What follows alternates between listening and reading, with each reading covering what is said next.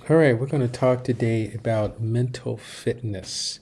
And so, which I think is probably the most important of what I think are the four pillars of wellness, which include not only mental fitness, but nutritional fitness, physical fitness, and social fitness. But today we're going to talk about mental fitness.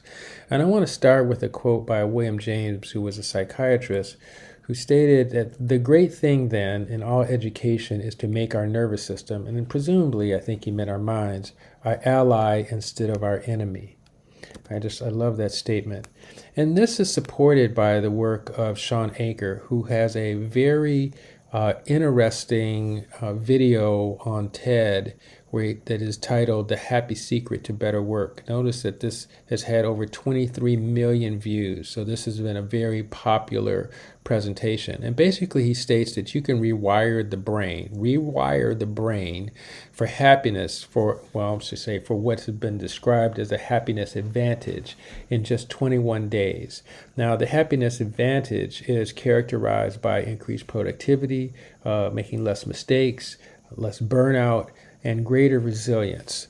And it comes from doing 5 behaviors consistently. And consistently is kind of a key word there. But you write down things that you're grateful for, 3 things that you're grateful for each day. You journal about 1 positive event. You regularly exercise. You do meditation, kind of mindful meditation, and 1 act of random kindness, 1 random act of kindness per day. And one can ask, well, why does this work and why is that important?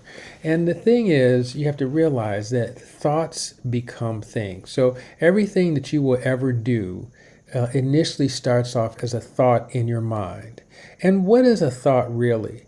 Because, your mind is made up of a bunch of neurons, and a thought is nothing more than a connection between neurons. So any individual neuron, has an input and an output. You don't have a neuron, you don't have a neuron that makes you think of cat or a neuron that makes you think of dog.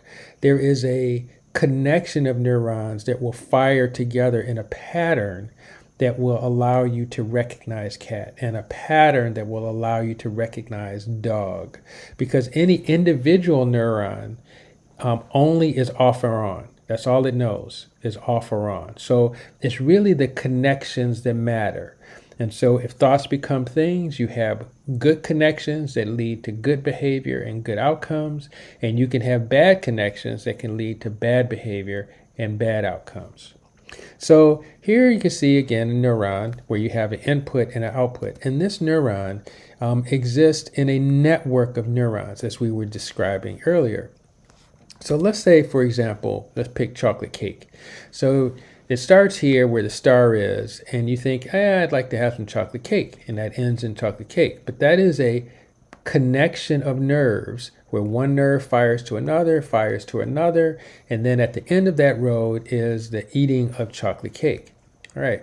Well, there is a phenomenon known as kindling, meaning that the more nerves fire, the easier it is for them to fire. So the more times you do this, it kind of becomes the pathway that is most easily recognized, or the pathway of least resistance. And this pathway does not exist alone. It exists in a whole history of cake eating episodes. So when you had a cake yesterday, or you had a cake last week, or you had a cake at a birthday party, or you had a cake here or there, you can see all of those blue neurons that are associated with cake eating.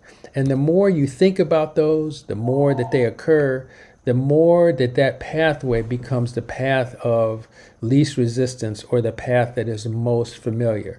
So let's say, for example, now you don't want to eat cake. So now that's kind of the purple one.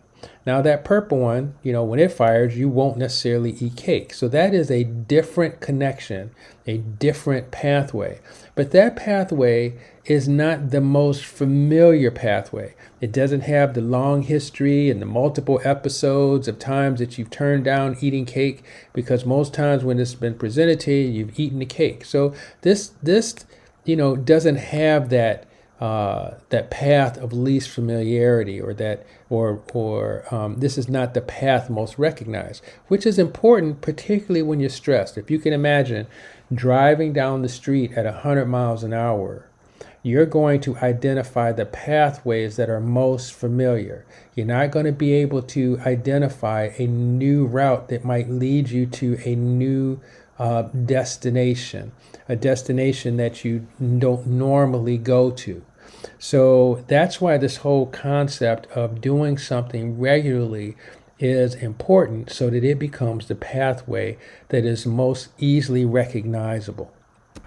So let's say, for example, you're on a crowded bus and there is a gentleman who's walking towards you, and he has a backpack on, and out of his backpack there's an umbrella. So as he's walking by you, he's striking people in the head.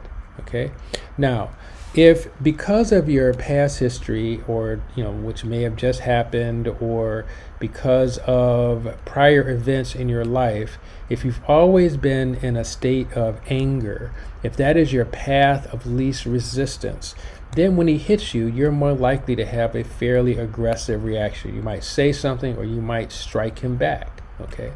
But that is because that is your pathway of least resistance. Now, let's say your pathway of least resistance instead of anger is one of fear and intimidation. If that's your pathway of least resistance, then when he strikes you, then you're more likely, particularly if you're stressed, you're more likely to not say anything. All right? Neither of those two options, anger or fear, will likely produce a good response. However, let's say your pathway of least resistance is one of frequent emotions of love and gratefulness and thankfulness. Then when he strikes you, you're more likely to say, "Excuse me, sir, but you may not have noticed this, but your umbrella is striking other people." And if he didn't know, then maybe he would stop. And so that reaction is the most authentic reaction to the circumstance, kind of one associated with love and thankfulness and gratefulness. So the idea is that the more times you spend in that state of love and thankfulness and gratefulness, then the more likely it will lead to an authentic response in the moment. Because oftentimes anger will point you away from what you really know that you should do, as well as fear. And when we're in the states of fear and anger, we often don't do what we really know that we should do. And when we're in states of kind of presence, where there's love and where there's hope and that type of thing, we're more likely to have responses that are in line with our stated goals. And so this is probably why the recommendations about the happiness advantage are so important. So if you notice, again, writing down things that you're grateful for, journaling about one positive event, what's happening is you're spending a lot of time in states of positive emotions, so that becomes the path of least resistance. When you exercise, you actually decrease inflammation, and the brain makes it easier to grow additional neurons, and so you can build support for these positive emotions. Same type thing with meditation. And again, you'll notice the last thing is a random act of kindness, which when you do these things, you feel particularly good. And so again, these positive emotions become the pathway of least resistance. And you want that to be the common thing. So I recommend that people get into the habit of just doing 4 mindful breaths. Again, that is taking very deep breaths, becoming very present. The importance of that is that when you're present, you can't really be angry or fearful, because fear and frustration can't really exist in the present moment. In order to have fear, you have to have future. In order to have frustration, you have to have past. The other thing, so you're not generating those negative emotions, because every time you generate those negative emotions, they have the potential to become the pathway of least resistance, okay, or the path that is most familiar. And then the other thing I would recommend is that you say the word thank you often and silently as a meditation. Again, so that that emotion, that sense, becomes the path that is most familiar, the path of least resistance, and then hydrating regularly. And the last thing that I would say, so drink your water. So the last thing that I would say is, so come, if you find this helpful, just come to smartplace.today. That's the social media website that I have, and just kind of share your experiences. I mean, I'm trying to collect information on things that people do that they find most helpful.